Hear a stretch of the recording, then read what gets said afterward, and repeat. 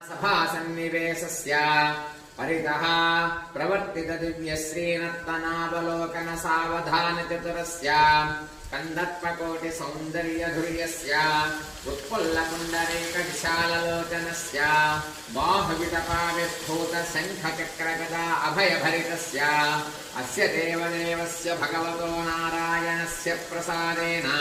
प्रभवादिषु संवत्सराणां मध्ये क्रोधिनाम संवत्सरे उत्तरायणे शिशिरऋतौ माघमासे शुक्लपक्षे शुभतिथौ वासरयुक्तायां द्वादश्यां स्थिरवासरे भानुवासरे शुभदः लग्नहोरात्रे काननवांशद्वादशांशत्त्रिंशांशत्त्रिंशदंशकाः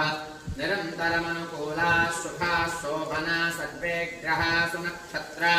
शुभ एकादश स्थानफलदा वरदा सुप्रसन्ना सुमुहूर्ता भवन्तु गोविन्दा घोरचक्षुरपटिघ्रियेते शिवापतिभ्यः सुमना सुवर्त्याः जीवसूर्देवकामास्यो नाशन्ना भवद्विपदे तञ्चतुष्पदे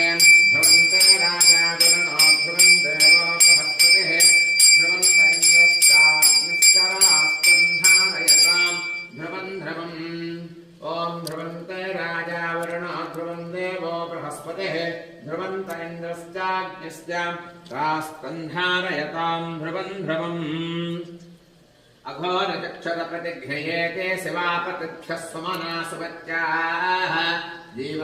जीवसूर्देवकामास्यो नाशन्ना भवद्विपदे सञ्चतुष्पदे ध्रुवन्ते राजा वरुणो ध्रुवन् देवो बृहस्पतिः ध्रुवन्त इन्द्रश्चाग्निश्च